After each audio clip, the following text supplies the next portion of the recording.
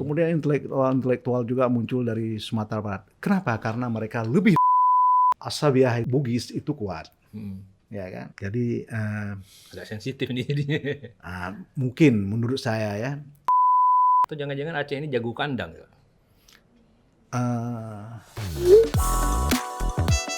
Bang Topik ini ternyata pernah semacam short course ya Bang Topik di Israel ya.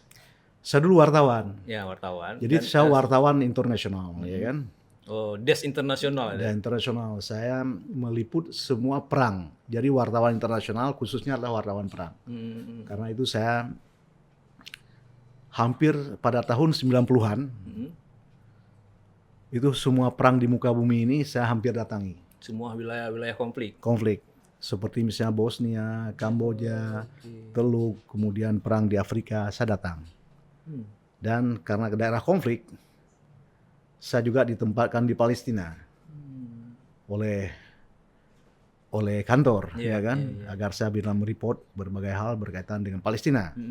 Nah, di sana ada universitas di Yerusalemnya, hybrid Hebrew University. Kemudian di Ramallah juga ada universitas Palestina, ya kan, Universitas Ramallah.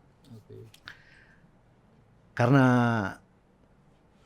peliputannya tidak menguras tenaga, saya ambil kemudian short course di dua universitas tersebut. Oh, mengisi waktu luang, rencana awalnya. Ya, seperti itu. Jadi menambah pengetahuan. Jadi kalau saya berbicara tentang Palestina, saya tidak asumtif. Ya kan? Based on facts lah. Saya berbicara tentang orang Yahudi, itu saya tidak asumtif. Ya kan? Tetapi saya mengerti tentang Yahudi, tentang Palestina secara langsung. Karena itu saya bikin sebuah buku. Buku saya itulah Satu Kota Tiga Tuhan. Ini bukan anti tauhid. Karena agama itu satu. Tetapi maksud Tuhan di situ adalah agama. Satu kota tidak tiga agama. Agama-agama besar ya. Agama-agama besar adalah Yahudi, Kristen, dan Islam. Jadi mereka itu berperang atas nama agamanya. Yahudi mengatakan ini adalah Yerusalem adalah warisannya kepada dia. Kemudian Kristen juga mengatakan begitu, Islam juga mengatakan begitu, ya kan? Akhirnya mereka berperang atas nama Tuhannya masing-masing, memperebutkan Yerusalem. Akhirnya konflik terus-menerus di sana. Itulah saya tulis kemudian sebuah buku, Satu Kota Tiga Tuhan, walaupun itu laporan saya setiap hari, tetapi sangat antropologis. Jadi saya menyibak kehidupan orang Palestina dan Yahudi itu sehari-hari. Tahun berapa itu, Bang? Itu tahun 97. Tahun 97. Oke. Seandainya diterbitkan sekarang mungkin bisa heboh ya? Sebetulnya sudah 2 kali diterbitkan. Yang terakhir mungkin tahun 2 tahun yang lalu. Ada apa ya? Penerbitan percetakan kedua ya? Percetakan kedua. Oke, Bang Topik, tadi ya sekedar intermezzo lah ya mengenai latar belakang Bang Topik sendiri. Sementara saya ingin ngobrol-ngobrol lebih dalam mengenai ya tentang Aceh juga lah ya. Karena apapun cerita kita hidup di Aceh, tinggal di Aceh, tidak lepas dari ya berbagai persoalan yang ada di Aceh nih ya. Ada satu pertanyaan yang pertanyaan utama ya bagi saya yang mengganjal saya selama ini kan, mengenai sejarah masa lalu Aceh ya. Nah, sejarah masa lalu Aceh itu kan selalu digambarkan sebagai sebuah sejarah yang gilang gemilang lah gitu, yang masyhur, yang hebat, yang luar biasa gitu. Nah, saya ingin tanyalah dengan Bang Topik nih ya. Kira-kira di masa apa itu sejarah Aceh yang dianggap gilang gemilang itu, hebat, masyhur itu? Jadi kalau kita ketahui Aceh itu pusatnya sebetulnya Aceh ini semula ini harus kita ketahui dari bahasanya. Bahasa Aceh itu kalau menurut saya dan kemudian saya melihat dari sejumlah penulisan ahli-ahli sejarah Eropa, bahasa kita itu mungkin akarnya itu dari Champa, dari Hindia belakang, dari Vietnam sekarang. Oke, sekarang kita katakan Vietnam. Kemudian dalam perkembangan itu dalam perkembangan ada serapan dari bahasa India, Sanskerta, Arab dan sebagainya. Ya kan? Dan perkembangan lebih ke sini lagi menyerap bahasa Eropa. Seperti misalnya bendera. Bendera itu kan bahasa Portugis. Ya kan? Jadi akarnya, ya kan? Itu mungkin dari bahasa India belakang, khususnya dari Champa. Jadi prononnya itu dekat sekali. Misalnya kalau I itu I, ya kan, ditambah E di belakang. Misalnya iya. Itu pronon itu muncul dalam bahasa di India belakang, dalam bahasa Champa, dalam bahasa Vietnam, dan dalam bahasa Kamboja. Ya kan? Kampung. Itu di Kamboja ada kampung namanya, Kompong. Mereka menyebutnya kampung. Sama, ya kan? Mano. Ya kan? Tetapi itu adalah pronon yang mudah, tetapi ada yang susah. Seperti iya. Kemudian tiep. Ya. Misalnya kita ada empang tiep. Pronon tiep itu adalah muncul di dalam bahasa Kamboja, bahasa Vietnam, dan bahasa Champa. Ya kan? Dari situ kita ketahui bahwa orang Hindia belakang itu, orang Champa itu adalah yang duluan menyebar di Aceh, kemudian muncul kemudian komunitas lain dari Tamil dan sebagainya. Ya, nah karena itu adalah di pesisir timur itu bahasanya hampir mirip, mulai dari Aceh Timur sampai kemudian ke Banda Aceh ini mirip bahasanya, berarti dominan di situ. Nah orang yang bertutur bahasa Aceh itu mendirikan sebuah kerajaan sebelumnya, namanya Kerajaan Pase, ya kan? Setelah itu orang yang bertutur bahasa serupa itu kemudian mendirikan Kerajaan Aceh Darussalam. Orang yang bertutur bahasa serupa mendirikan Kerajaan Daya sekarang ini mungkin di Aceh Jaya. Aceh Jaya, Merauke Daya ya. Itu semuanya orang yang bertutur bahasa tersebut. Pase, Pidi juga di situ ada kerajaan. Pedir itu bertutur bahasa serupa juga. Ketika kemudian redup Pase, muncullah kemudian Kerajaan Aceh Darussalam. Ya kan? Kerajaan Aceh Darussalam ini sebetulnya core-nya itu adalah di Aceh Besar sekarang ini, Banda Aceh Besar. Tetapi sampai ke yang disebut Aceh Darussalam pada saat itu sampai ke Padang Tinggi sekarang. Kalau ke sana. Nah, lainnya itu adalah fasal. Seperti Pidi itu fasal. Kemudian fasal itu apa, Bang? Fasal itu ada raja muda yang ditaruh. Oke. Kayak gubernur sekarang ya? Ya, hampir mirip, tetapi itulah berhubungan keluarga. Oke. Ya, seperti itu. Kemudian daerah-daerah seperti misalnya bagian tengah itu mereka membayar upeti. Jadi itu adalah hampir mirip seperti federasi dengan Aceh. Jadi adalah daerah Aceh, ada daerah utama seperti Banda Aceh ini dan Aceh Besar. Kemudian ada fasal yang lebih terikat seperti Pidi dengan ke sini, dan Daya yang lebih terikat ke sini. Kemudian makin jauh ke sana adalah lebih federatif dengan Aceh. Jadi core-nya memang di sini, ya kan? Nah, bagaimana dalam perjalanan? Tergantung dari pemerintahan sultan, siapa yang berkuasa.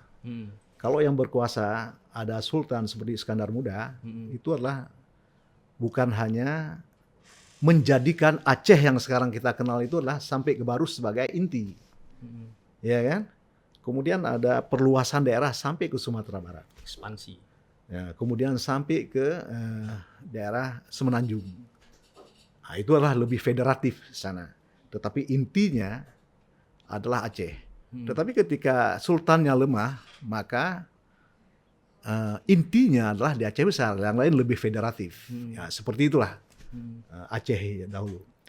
Jadi dengan demikian tergantung siapa sultan yang berkuasa. Ya, di awal-awal pasti lebih kuat gitu. awal-awalnya bukan, tentu saja kecil. Iya, Ketika iya, iya. misalnya didirikan, Oh, wilayahnya kecil. seperti awalnya, seperti Sultan didirikan oleh Ali Muhayyad Shah Gayat pada Shah. tahun 1496. Mm-mm. Itu adalah intinya di sini. Kemudian melakukan langsung penaklukan ke Pidi ya, Mm. jatuh Pidi ya kan? Maka menjadi lebih intinya hampir nyaris adalah Banda Aceh dan Pidi tersebut. Plus Daya kemudian juga ditaklukkan. Kemudian Pasai. Nah, seperti itu. Oke. Tetapi kemudian yang sebetulnya adalah dominan sekali Aceh ketika dipimpin oleh Al-Mukamil. Nah, itu kakeknya Sultan Iskandar Muda. Itulah sebenarnya adalah pemersatu Aceh. Tetapi kemudian pada tahun 1590-an, ya kan. Tetapi kemudian Aceh itu adalah menjadi sangat tinggi kekuasaannya di wilayah utara sampai ke Semenanjung dan kemudian Selat Malaka itu adalah pada masa Sultan Iskandar Muda dan penggantinya namanya Sultan Iskandar Sani itu adalah sangat kuat seperti itu. Jadi kalau ditanyakan tadi apa pertanyaannya? Kapan kegemilangan itu? Kegemilangan itu menurut saya dimulai pada saat Al-Mukamil kakeknya Al-Mukamil. Sultan Iskandar Muda, dan kemudian Iskandar Sani. Berarti setelah ke masa-masa kejayaan kita bilang lah Iskandar Sani itu lama-lama itu sudah makin merosot itu. Setelah itu dipimpin oleh berturut-turut sultan perempuan, ya, mulai dari Safiatuddin Shah, Zakiatuddin Shah dan seterusnya. Sehingga Dan semakin lama semakin kecil. Misalnya ketika Sultanah perempuan yang kedua itu Indrapura di Sumatera Barat, itulah melepas di Sumatera Barat sekarang itu melepaskan diri dari Aceh, ya kan. Kemudian orang-orang di bawah kerajaan Aceh di sana itu diusir oleh kerajaan Pasaruyung. Padahal orang setempat juga. Kemudian mereka itu adalah pergilah ke Aceh beramai-ramai. Itulah yang dikenal sekarang adalah Anuk Jame. Itu adalah penduduk Aceh yang ada di sana dulu. Gitu. Oleh Sultan disuruh kembali ke Aceh. Mereka sebenarnya orang di sana, tetapi karena dianggap dulu adalah membela Aceh, maka dianggap sebagai musuh orang di sana. Padahal mereka lahir dan semuanya orang moyang di sana, orang lokal. Tetapi karena mereka adalah setia kepada loyalis Sultan Aceh, ya, mereka dipersekusi dan kemudian oleh Sultan Aceh diminta untuk kembali pergi ke Aceh, menetap di Aceh. Itu yang disebut dengan Jamia sekarang. Jadi setelah itu ya kemudian merosot dimulai dengan wilayah-wilayah yang membebaskan diri hingga sampailah ke masa penjajahan kolonial ya. Masa kolonial itulah yang terakhir ya, kerajaan Aceh yang masih ada. Karena setelah Indonesia merdeka kan istilahnya ya, kerajaan Aceh itu kan tidak dipulihkan kewenangannya ya. Itu kan berbeda dengan misalnya di Jogja atau kalau Indonesia mungkin Jogja ya contohnya ya. Ketika Indonesia merdeka kan sultan itu kan dikembalikan. Ya seperti itu kira-kira. Ya memang kalau tidak ada Belanda, ini kan politik ya. Ada sejumlah orang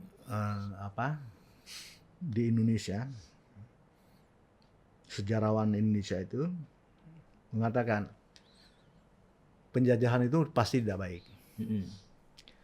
Tetapi orang Nusantara ini menurut dia ada pinter. Di atas tanah jajahan tersebut, kemudian dibentuk sebuah Indonesia.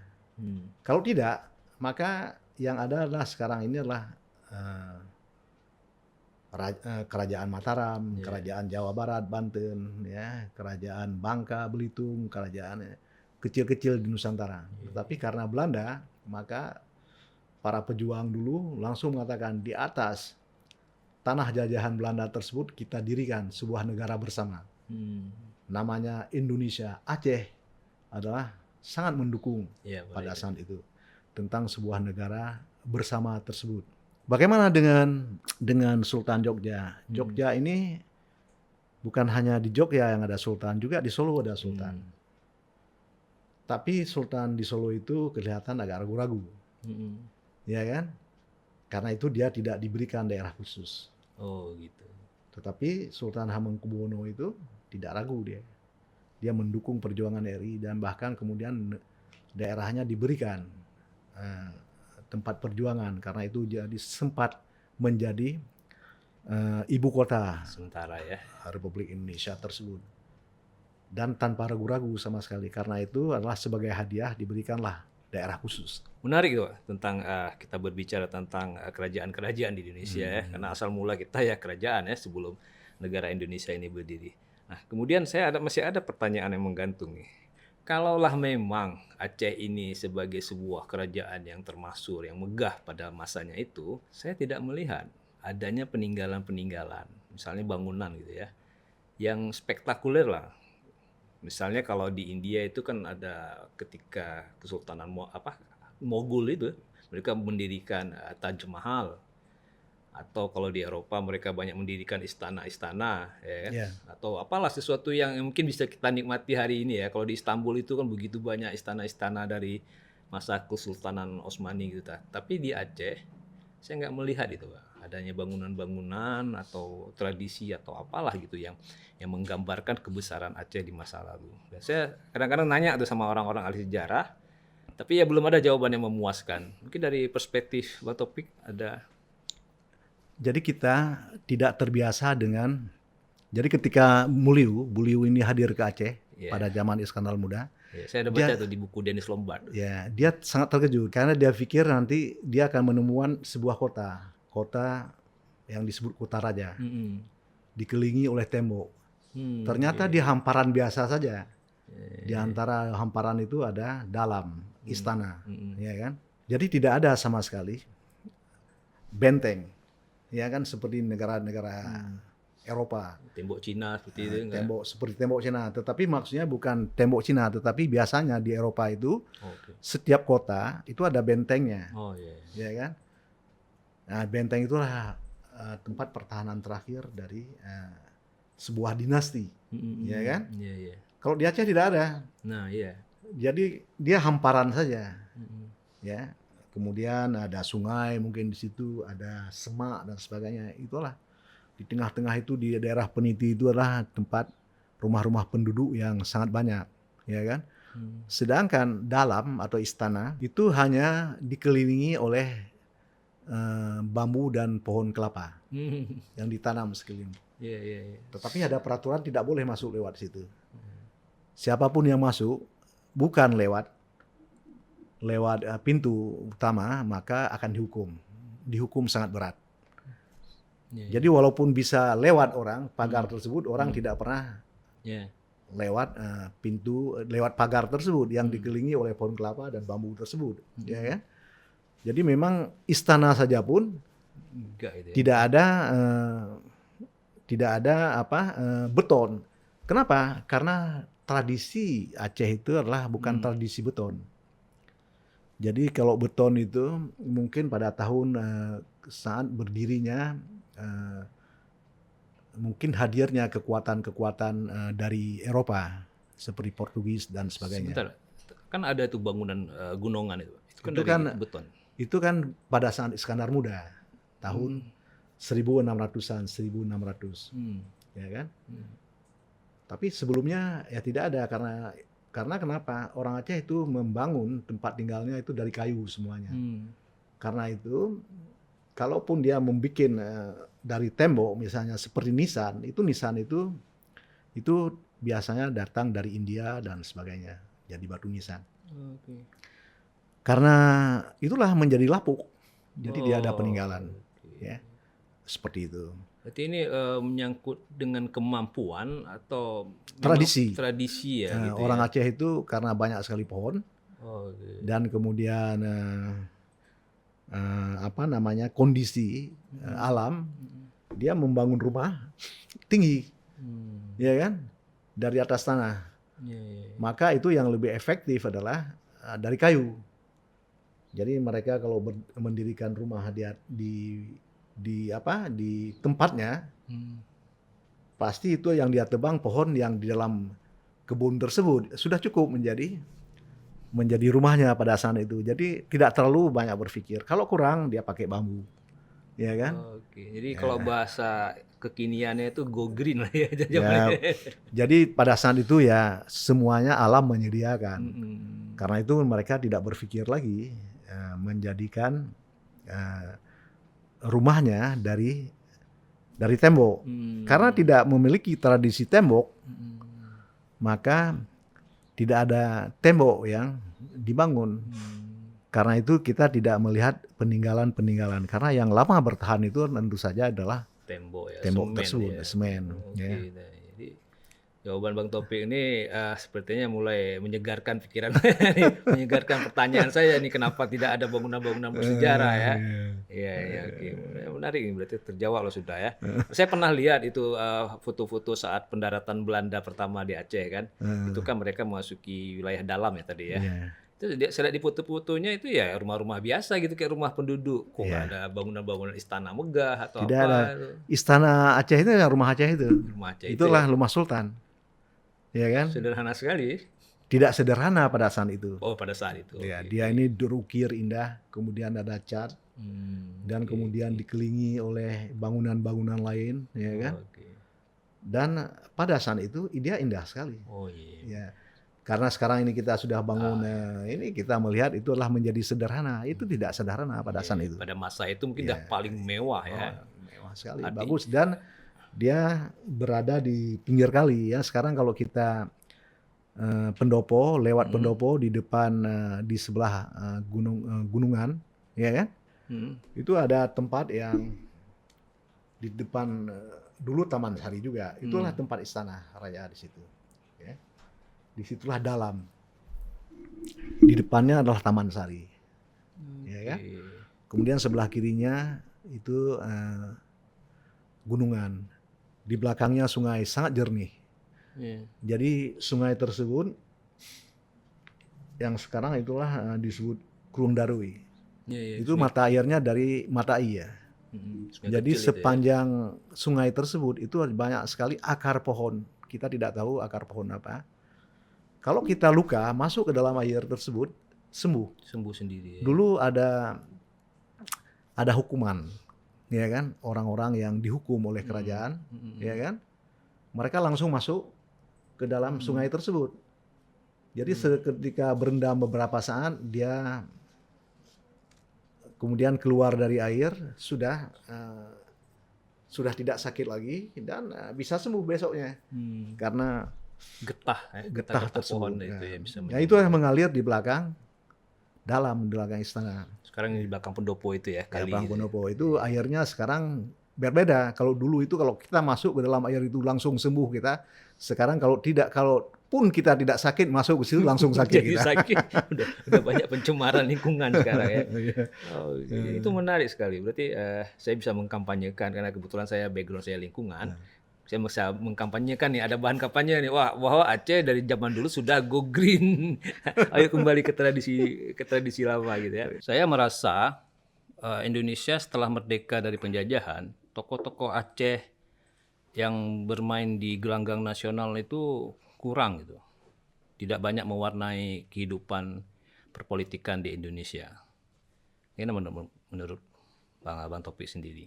Yang lebih banyak orang apa kira-kira? Kalau saya lihat misalnya orang Batak, itu dari Sumatera ya. Kemudian dari Sulawesi orang Makassar. Kalau dari Jawa merata ya. Orang Timur imbang-imbang lah dengan orang Aceh. Misalnya kita dulu ada mengenal beberapa nama pahlawan-pahlawan atau tokoh-tokoh dari Timur gitu. Sementara tadi kita lihat dengan kebesaran Aceh, tapi hanya segelintir tokoh yang bisa muncul di Indonesia, saya melihat ini masih kurang gitu. Memang itu naik turun ya. Awal kemerdekaan itu yang paling dominan itu orang Sumatera Barat, orang Minang. Oh ya, Sumatera Barat betul. Kenapa? Itulah berkaitan dengan sebuah perkembangan tertentu di dalam persoalan budaya, sosial dan budaya mereka. orang Padang ini, orang Minang maksud saya. Jadi kita ketahui bahwa seluruh Indonesia dulu itulah kalau di Jawa menggunakan Sanskerta, bahasa tulisan Sanskerta. Ya, dari India itu ya. Ya, kemudian kalau di Sumatera rata-rata menggunakan Jawi. Jadi membaca dalam bahasa Melayu, menulis dengan bahasa Arab, itu Jawi. Jadi masing-masing daerah itu memiliki tulisannya sendiri. Ya. Orang Padang juga sebenarnya bahasa Jawi juga awalnya, tetapi di dalam sebuah babakan sejarah sangat awal, mungkin pada tahun 1700-an akhir, orang Padang ini adalah orang Sumatera Barat ini menerima bahasa Latin, tulisan Latin menjadi bahasanya. Jadi dia melepaskan Jawi. Oke. Ya kan? Nah, karena itu di seluruh Nusantara mereka dengan cepat kemudian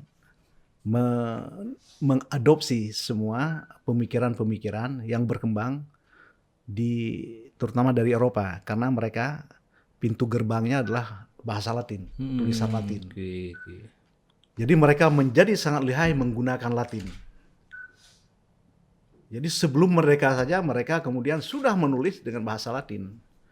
Jadi seperti misalnya penulis-penulis dulu, ya kan, itu sudah menulis novel dengan bahasa Latin, ya kan, bahasa Melayu dengan tulisan Latin. Jadi kemudian mereka bukan hanya di Jawa, bukan hanya di Sumatera, di Jawa juga mereka menjadi sangat dominan di dalam konteks pengembangan intelektual karena bahasa Latin tersebut. Jadi ketika merdeka kita menemukanlah kemudian baik itulah politisi maupun sastrawan, penulis paling banyak semuanya itu. orang Sumatera Barat, Iya, karena mereka benar. lebih dahulu, ya kan? Ya. Habib Yasin itu Sumatera Barat ya, Pak? Habib Yasin dia orang Manado. Manado, oke. Ya. Hamka. Ya Muhammad.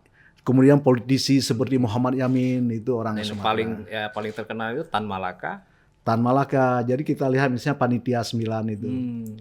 Itu berapa orang? 9 orang itu ada orang Jawa, orang Sumatera Barat ada 2 orang, Muhammad Yamin dan kemudian Haji Agus Salim. Ya kan? Bagaimana dominannya, ya kan? Perdana Menteri yang pertama orang Sumatera Barat. Karena memang Hatta dan sebagainya. Iya. Kemudian intelektual juga muncul dari Sumatera Barat. Kenapa? Karena mereka lebih dahulu menerima gerbang untuk membuka gerbangnya itulah sudah mereka temukan lebih dahulu. Dan mereka bisa menyebarkan pemikiran mereka ya. Di dalam perkembangannya orang Jawa ini yang sangat banyak juga sudah sangat lihai menggunakan bahasa Melayu. Bahasa Indonesia menjadi bahasa Indonesia dan kemudian menggunakan di luar bahasa Sanskerta, itulah bahasa Latin. Maka kemudian tidak lama muncullah kemudian setelah tahun 66 itu muncullah kemudian politisi-politisi dan kemudian penulis-penulis dari Jawa yang sudah mulai mengimbangi, ya kan? Nah, seperti itu. Nah, kalau yang lain tentu saja adalah sebentar. Kalau orang Batak banyak di militer ya. Jadi ini seperti saat ini tidak ada angka terhadap hal tersebut. Mungkin lebih populer bisa jadi kita bilang. Mungkin menurut saya orang Batak itu adalah mengejar kemudian membangun karirnya, ya kan? Berdasarkan sebuah merit sistem yang diterima tanpa kemudian terkait dengan persoalan-persoalan sentimen tertentu.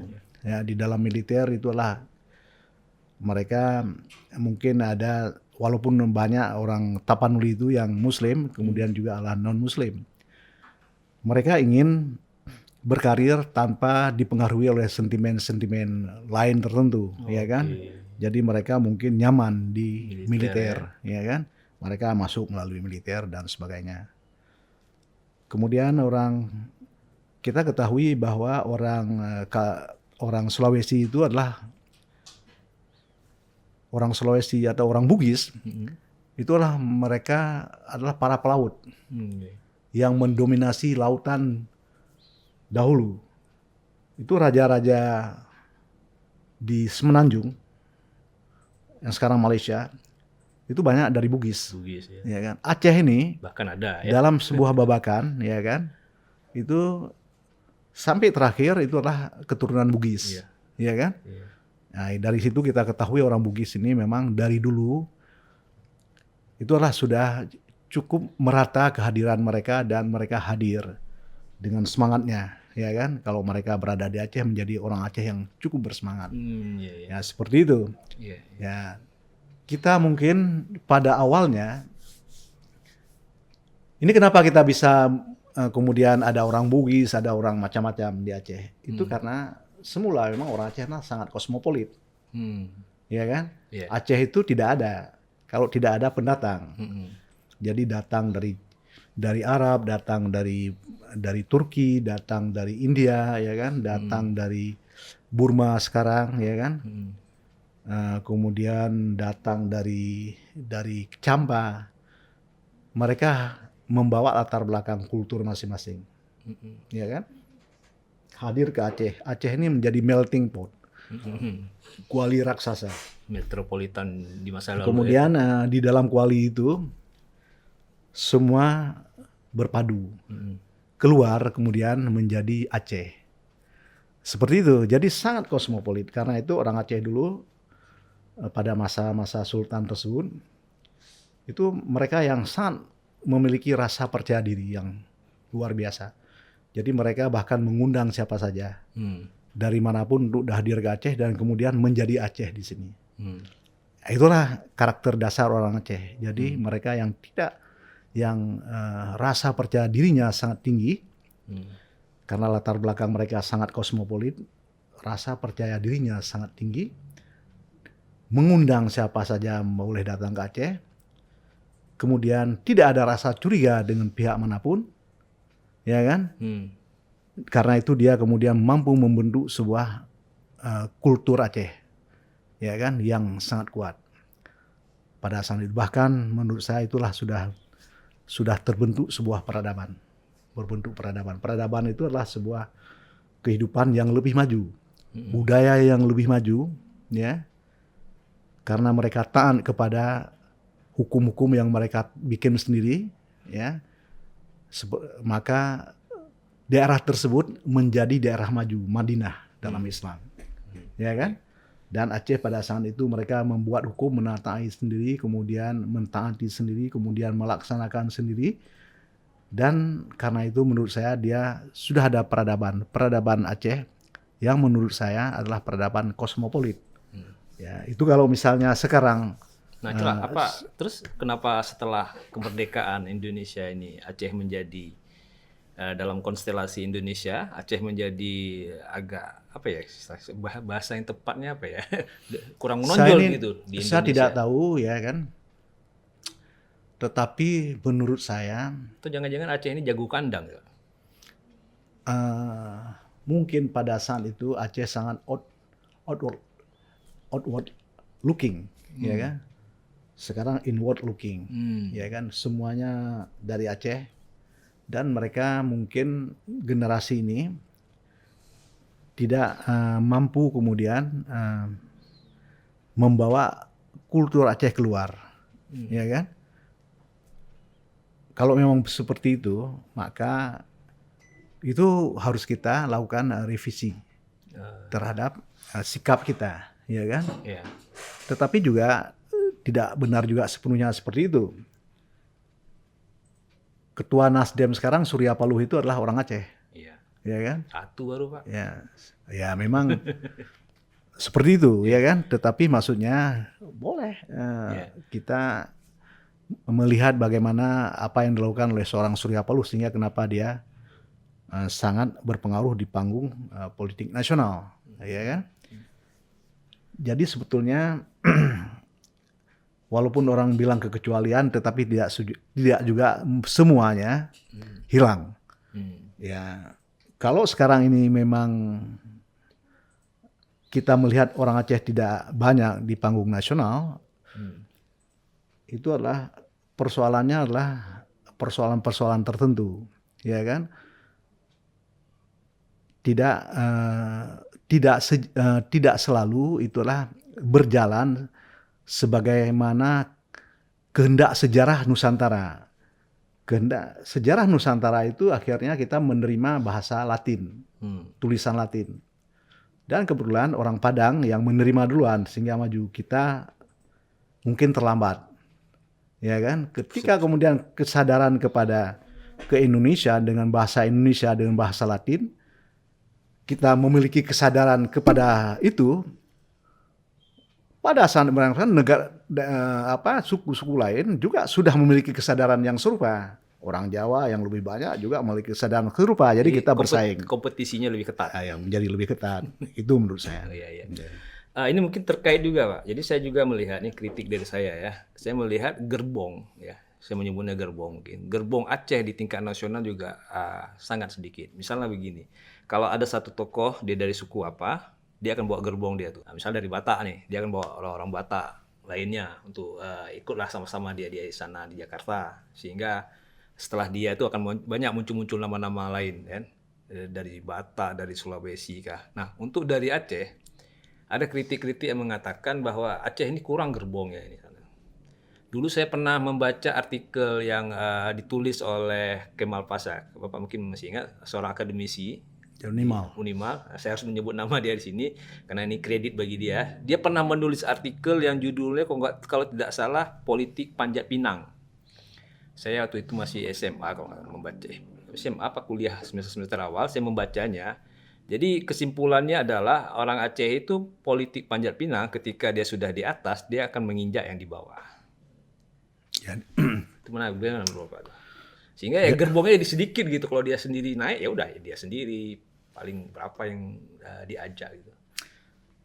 Itu agak kita berbicara terhadap hal tersebut seperti posisi saya sebagai ketua partai politik. Ada sensitivitas sendiri karena kadang-kadang itu adalah kita harus menjelaskan secara antropologis ya persoalan tersebut. Kalau kita kurang hati-hati maka itu adalah bisa-bisa kita akan membuat berkecil hati orang Aceh. Saya cuma ingin harapan saya ini tidak mau menjelaskan secara antropologis. Tetapi harapan aja. Tapi tadi penjelasan Bapak secara antropologis saya suka tuh, menarik tuh, mulai dari. Maksudnya saya tidak mau masuk dalam hal ini. Untuk yang kasus ini ya? Yang kasus ini. Oke. Maksud saya tidak mau masuk hal tersebut karena nanti membuat kita tidak ada rasa percaya diri masing-masing. Tetapi saya berharap orang Aceh itu saya bisa menunjuk kepada orang lain. Misalnya begini. Kesadaran terhadap komunitas besar. Ya kan? Itu di dalam konteks Arab itu dulu pernah dipromosikan oleh disebut oleh Ibnu Khaldun. Namanya as-sabiyah. Jadi hubungan ya kan mereka yang memerintah dan kemudian mereka membangun spirit korps itu karena hubungan darah. Ya. Mereka terkait dengan relasi darah dan sebagainya. Misalnya Quraisy itu mereka memimpin Arab dulu karena hubungan darah. Kemudian jadi As-Sabiyah. As-Sabiyah Quraisy itu adalah kuat pada awalnya. Kemudian ada As-Sabiyah Mongol. Ya kan? Yang sangat digandrungi oleh Ibnu Khaldun. Karena dia ada ikatan kemongolan yang sangat tinggi, kemudian melindas semua kekuatan lain hampir di seluruh dunia, ya kan? Jadi As-Sabiyahnya adalah kuat, seperti itu. Jadi As-Sabiyah itu terasah karena kebersamaan mereka, kemudian saling percaya di antara mereka, kemudian diikat oleh darah-darah mereka, ya kan? Kalau kita mengambil konsep As-Sabiyahnya Ibnu Khaldun, mungkin As-Sabiyah itu Bugis itu kuat, ya kan?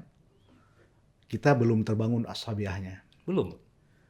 Ya kalau sekarang kita lihat, jadi tidak ada kebersamaan kita. Oh, Jadi agak sensitif nih jadinya. mungkin menurut saya ya, kalau orang mengatakan kenapa kita tidak muncul di banyak yang muncul, ya kan?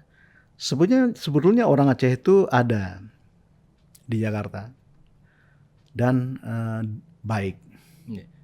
ya kan? Ya, Selain saya percaya orang Aceh ada di Jakarta, ada yang tokoh. Tapi saya sebut popularitas dia itu nggak semenonjol tokoh-tokoh yang lain lah. Misalnya kita sebutlah di bidang hukum siapa. Saya nggak bisa nyebutkan orang Aceh yang menonjol di bidang hukum. Paling kita sebut si yang dari UNAN, akademisi yang dari UNAN mereka sering tampil, atau dari UGM, ya kan? Atau dari segi sastrawan. Saya nggak melihat siapa nih sastrawan dari Aceh yang muncul, kan? Atau dari militer, dulu ada Pak Jenderal Fahrul Raji, tapi sekarang ini kan kita nggak tahu lagi nih siapa yang dari militer ya. Dan jadi saya melihat ada apa ini Aceh di apa ya, di level nasional gitu. ya, mungkin kita kebersamaan itu harus kita pupuk kembali, sehingga kita bisa membangun ya kan strategi kebudayaan bersama. Okay. Misalnya ada orang yang kita anggap mampu berada di depan, itu harus kita dukung. Tetapi dalam banyak hal, karena saya tinggal juga di Jakarta, itu kita kebersamaan itu tidak ada. Ini langsung dari orang Aceh lama di sana, Jakarta, tapi di Jakarta di sana. Kebersamaan itu belum muncul, ya, bukan tidak ada, belum muncul. Tapi mungkin suatu ketika kita mulai menyadari kekurangan kita, mungkin kita bisa membangun kebersamaan tersebut, ya kan? Tapi lebih daripada itu saya tidak bisa menjelaskan. Nanti orang mengatakan kalau bahasa Aceh itu pemangat haba. Jadi saya tidak pegah haba aju. Tetapi sebenarnya bukan seperti itu. Tetapi sekarang kalau kita duduk dimanapun di Aceh, di Jakarta dan sebagainya, orang mengatakan memang kenapa kita tidak mampu menciptakan orang yang berpengaruh di tingkat nasional. Kenapa belum mampu? Hanya satu orang, Surya Paloh. Kok lain belum ada? Seperti itu ya. Itu orang mengatakan, tetapi penjelasannya panjang. Dan mungkin penjelasan itu tidak bisa dari saya, ya kan? Mungkin harus kita tanyakan kepada Doktor siapa, Kamal Fasa. Yang tadi ya? Kamal Fasa. Kamal Fasa, karena dia antropolog. Ya. Dia bisa ada penjelas. Kemudian ada sosiolog dari Unsyah mungkin siapa bisa kita tanyakan kenapa bisa itu terjadi, ya kan?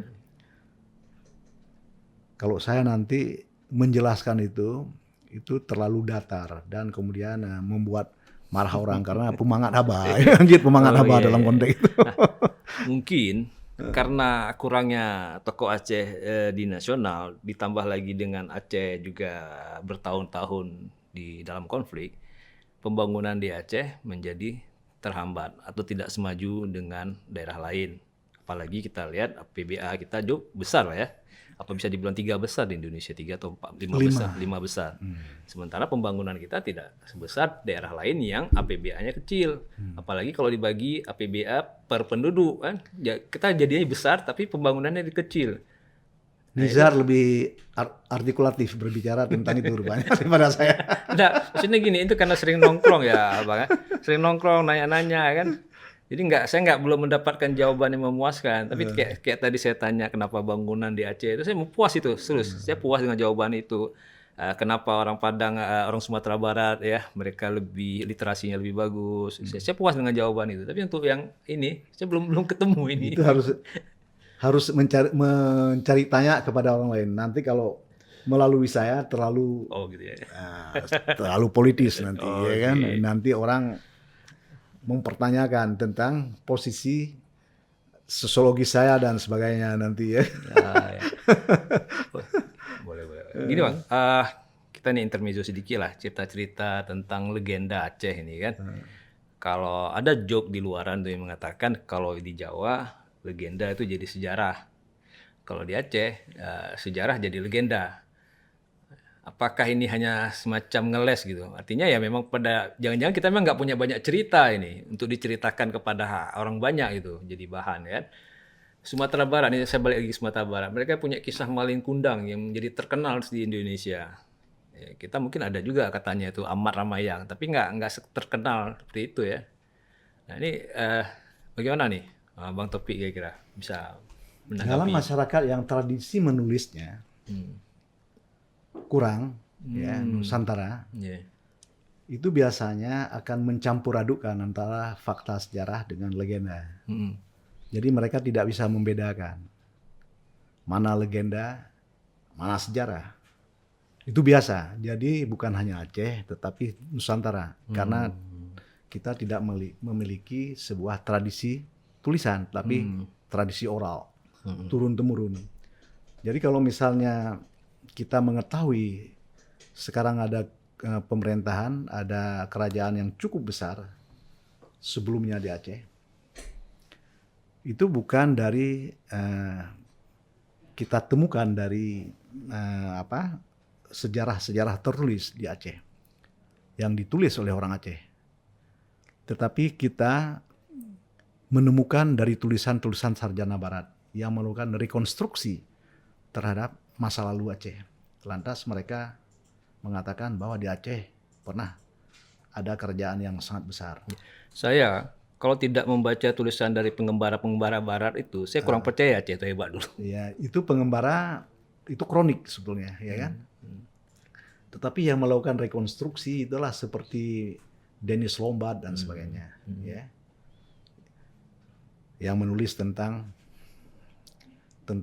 Sultan Iskandar Muda, ya.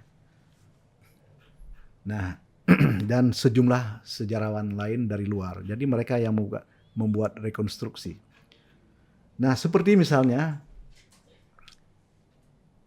yang paling coba tanyakan, bagaimana sih wajah fisik dari Sultan Iskandar Muda? Apakah beliau itu berkumis, berjenggot, tinggi, besar? Tidak ada sama sekali. Tidak ada yang menulis tentang itu. Itu imajinasi ya. Jadi semuanya adalah orang mereka-reka saja tentang wajah Sultan Iskandar Muda. Tidak ada, karena tidak ada tulisan.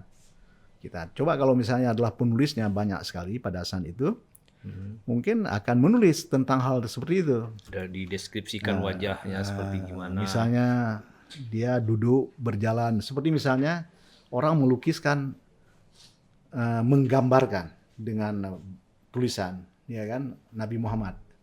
Nabi Muhammad kan tahun 600-an.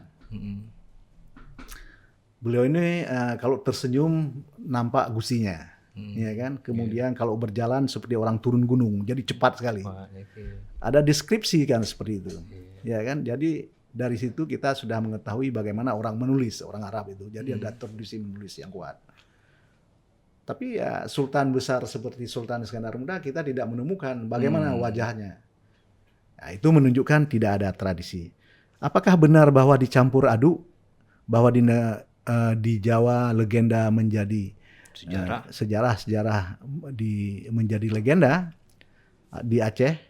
Itu menurut saya seperti tadi saya mengatakan itulah pembicaraan di kedai kopi. Legenda, sejarah, ya kan? Tetapi mungkin karena tidak ada penulisan maka sejarah itu mereka tambahkan sedikit, ya seperti itu, ya kan? Dibumbui lah ya. Dibumbui, ya ada. Jadi bukan hanya di Indonesia, di tempat lain, di Aceh, di tempat lain juga. Legenda itu kadang-kadang digunakan,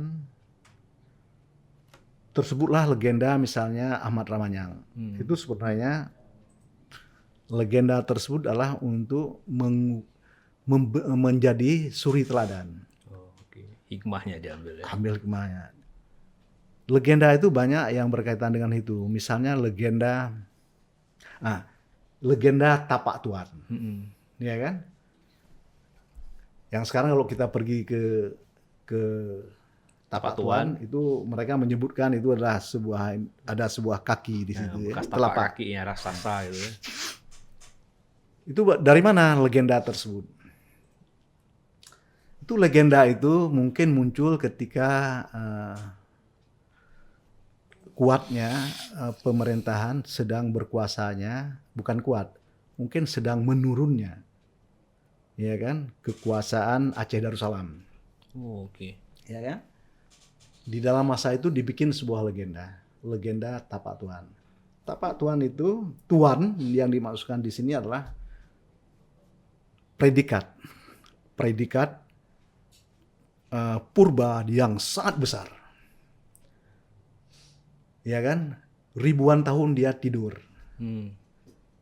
di Paseh. Dalam sebuah kesempatan dia bangkit. Kemudian dia melangkahkan kakinya yang pertama.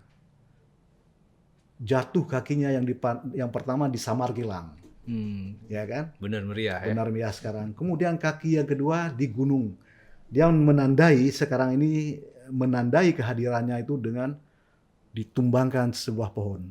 Sejumlah pohon di sana. Kemudian kaki yang kedua melangkah di Gunung Merapi di Aceh Tengah itu. Kaki kedua ya. Kaki yang ketiga jatuhnya di Tapak Tuan. Apakah ada makhluk yang sebesar itu? Ya, sepertinya belum pernah. Tidak ada. Tetapi itu legenda. Itu menunjukkan, coba bayangkan dia bangkit dari bagian timur.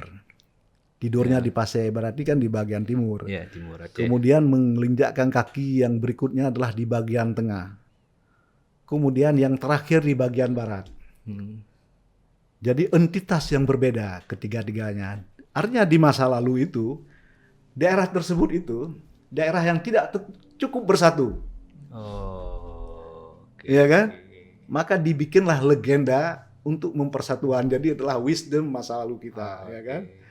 Nah, untuk bersatu agar antara timur, tengah, dan barat untuk bersatu. Mungkin pada saat itu kelihatan konsolidasinya politik tidak terlalu kuat yang dibangun oleh Aceh Darussalam, ya kan? Aceh Darussalam sangat kuat, dominasinya di bagian timur, ya kan? Bagian dia ingin mengklaim bahwa ini juga adalah bagian dari Aceh, itu juga di barat bagian dari Aceh. Maka dibikinlah legenda seperti itu. Legenda itu tidak selalu fakta, tetapi itu adalah sebuah bisa masuk unsur ada tujuan-tujuan tertentu. Seperti Amat Ramanyang mungkin tujuannya adalah agar kita jangan berbuat tidak baik kepada orang tua, kepada perempuan, ibu kita. Ini legenda politis agar kita menjadi bersatu. Aceh harus bersatu kan, seperti itu legenda. Iya kan? Iya, saya percaya itu. Mungkin di masa itu ya medium yang tepat dan melalui kisah kan. Melalui kisah. Kalau di masa sekarang mungkin melalui televisi, melalui grup WA untuk mengkonsolidasi kan. Karena make sense gitu kan. Itu. Makanya muncullah legenda-legenda. Legenda-legenda. Itu mungkin yang ditugaskannya itu apa itu? Sastrawan istana mungkin ya, atau tukang cerita lah. Siapa dari istana nih, ya, kamu buat cerita nih untuk menyatukan daerah. Dulu pasti ada tukang cerita, itu kan tidak selalu legenda itulah. Seperti Amat Ramanyang ini, mungkin ini adalah sebuah imitasi dari kisah di Minang, di Sumatera Barat. Jadi dari situ kita ketahui bahwa hubungan dengan Sumatera Barat sudah ketat. Jadi mereka membawa kisah tersebut. Tetapi mungkin orang Aceh kan tidak tahu di mana Sumatera Barat, ya kan? Pada saat itu tidak tahu Indrapura, Pagaruyung kan tidak tahu. Informasi nggak Maka seperti sekarang. Mereka alihkan, ya kan, ke Aceh, ya begitu. Jadi Amat Ramanyang. Menarik nih perbincangan dengan Bang Taufik nih. Mungkin nih bagian-bagian akhir lah ya. Bang Taufik kan tadi mengatakan meliput daerah-daerah konflik ya di berbagai belahan dunia, dan di Aceh juga merupakan daerah konflik. Kemudian lagi baru-baru ini Presiden Jokowi mengumumkan semacam pengakuan pelanggaran HAM berat yang dilakukan oleh negara. Ada 3 daerah di Aceh yang diakui. Mungkin peristiwa Simpang KKA, peristiwa apalagi Rumah Gedung, dan ada 3 lah kalau tidak salah. Nah, saya ingin tahu ini implikasi dari pengakuan bahwa negara melakukan pelanggaran HAM itu bagaimana itu? Kan mungkin dari pengalaman Bang Taufik ke negara-negara lain yang sudah berdamai kan, tentu ada ya apalah rekonsiliasi. Itu bagaimana itu?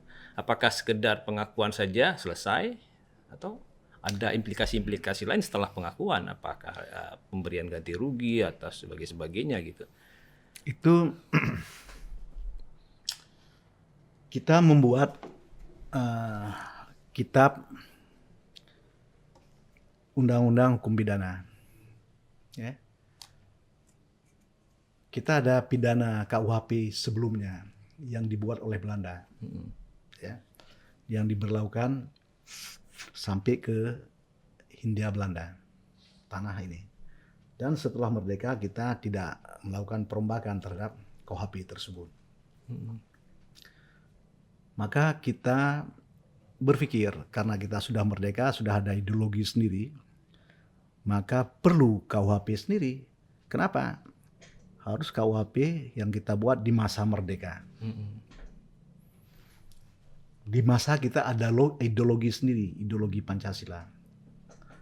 Ketika kemudian dibuat, sekarang ini ada perkembangan-perkembangan internasional lainnya tentang kejahatan kemanusiaan.